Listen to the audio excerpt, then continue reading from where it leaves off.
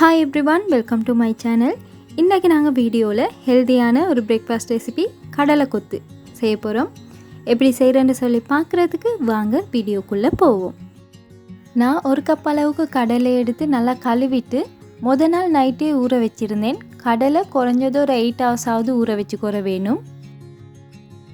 ஊற வச்ச கடலையை ஒரு சட்டியில் போட்டுட்டு கடலை வேவுறதுக்கு தேவையான அளவுக்கு தண்ணியும் ஊற்றிக்கோங்க. இதோடவே தேவையான அளவுக்கு உப்பும் சேர்த்துக்கோங்க. நான் 1/2 டீஸ்பூன் அளவுக்கு உப்பு எடுத்திருக்கிறேன். இப்போ கடலையை நல்லா வேவு வச்சுக்கோங்க. கடலை நல்லா சாஃப்டாக வெந்து வர வேணும். ப்ரெஷர் குக்கரில் வேக வைக்கிறீங்கன்னா 4 விசில் வரைக்கும் வேக வச்சுக்கோங்க. அடுத்து இன்னொரு பேனை அடுப்பில் வச்சுட்டு அதில் 1 டேபிள் ஸ்பூன் அளவுக்கு எண்ணெய் சேர்த்துக்கோங்க. எண்ணெய் சூடாவினதுக்கு பிறகு கொஞ்சமாக கடுகு சேர்த்துக்கோங்க. கடுகு வெடித்தோன்னே நான் பாதி வெங்காயத்தை நீள்வாக்கில் வெட்டி சேர்த்திருக்கிறேன். வெங்காயத்தை ஒரு அளவுக்கு வதக்கிக்கோங்க. இதோடவே நான் கொஞ்சமாக கருவேப்பிலை ஒரு காஞ்ச கொச்சிக்காவை சின்னதாக வெட்டிட்டு சேர்த்திருக்கிறேன். வானாட்டி ஸ்கிப் பண்ணிக்கோங்க. இப்போ ரெண்டையும் சேர்த்து ஒரு அளவுக்கு வெங்காயத்தை வதக்கினதுக்கு பிறகு இதில் நாங்கள் மரக்கறி சேர்த்துக்கொற வேணும்.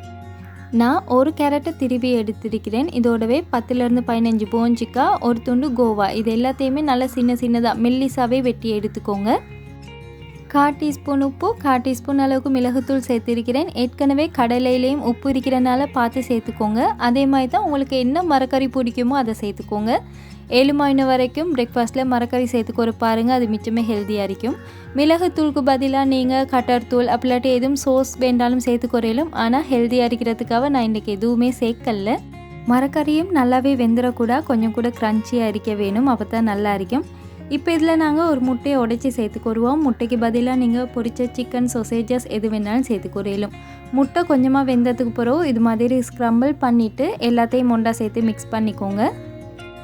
எல்லாத்தையும் மிக்ஸ் பண்ணினதுக்கு பிறகு நாங்கள் அவிச்ச கடலை இருக்கேன்னா அது தண்ணி எல்லாத்தையுமே வடிச்சிட்டு கடலையும் சேர்த்து நல்லாவே மிக்ஸ் பண்ணினா டேஸ்டான கடலை கொத்து ரெடி. சின்ன பிள்ளைகளுக்கெல்லாம் இது ஸ்கூலுக்கு நீங்கள் செஞ்சு அனுப்பிலும் நல்ல ஹெல்த்தியான ஒரு ரெசிபி. அதே மாதிரி தான் நிறையவே ப்ரோட்டீன் இருக்கிறனால டயட் பண்ணுறவங்க இருக்கிறாங்கன்னா அவங்களுக்கும் ஒரு பெஸ்ட்டான ரெசிபி.